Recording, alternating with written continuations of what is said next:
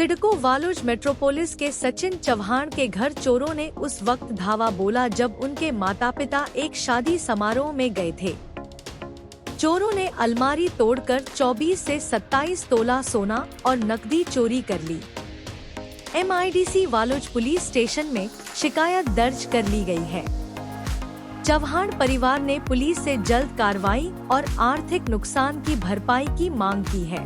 माझे नाव नारायण गोविंद चव्हाण, श्रीहरी विजय सोसायटी सिडको महानगर 1 मध्ये मी राहतो। तर मी 30 तारखेला लग्नासाठी म्हणून गावाला गेलो होतो। तर काल दिनांक 3/5/4 ना दिनांक 3/4/25ला मला समजले की माझं घर फोडलेलं आहे।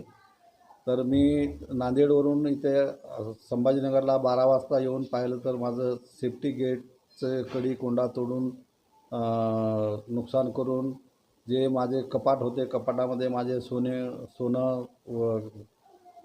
कमीत कमी 22 ते 25 तोळं सोनं, 30 भार चांदी आणि 20,000 रोख कॅश होती।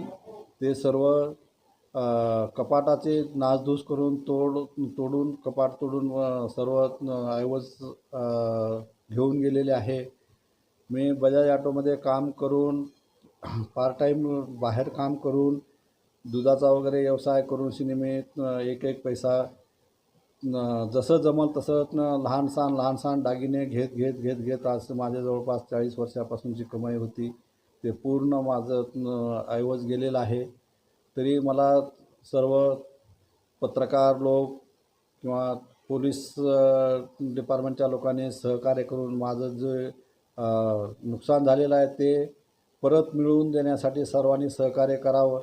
कारण माझे पूर्ण आयुष्याची कमाई गेलेली आहे आणि मी आता माझ्याकडे काही एक रुपयाचं पण सोनं नाही राहिलेलं माझ्याकडे। तरी सर्व लोकांनी माझं हे ऐवज मिळवून देण्यासाठी सहकार्य करावं ही विनंती आहे।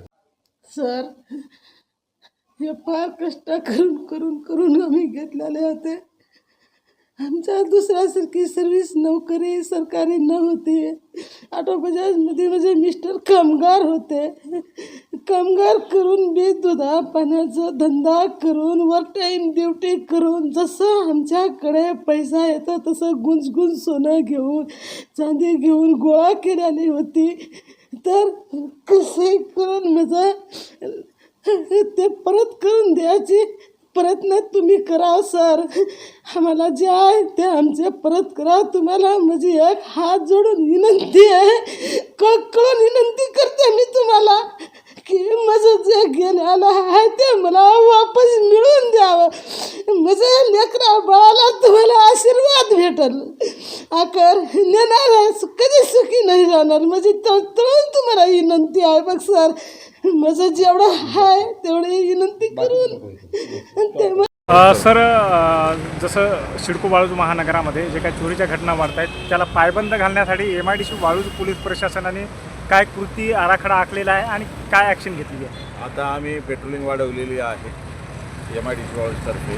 त्याच्यानंतर त्या ठिकाणी QR कोडची व्यवस्था केलेली आहे की आमचा कर्मचारी किंवा त्या ठिकाणची गाडी जाणार किती वाजता पेट्रोलिंग केली म्हणजे त्याला कंपल्सरी जाणं गरजेचं आहे। तर QR कोड स्कॅन केल्याशिवाय त्याची पेट्रोलिंग होणार नाही।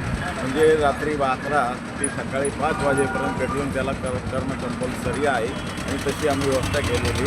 शहरात आपल्याकडे सध्या 79 QR कोड आहे आणि याच्या व्यतिरिक्त आता आम्ही 100च्या वर वाढवण्याचा प्रयत्न करतो। अगदी 25-30 QR कोड वाढवणार आहे।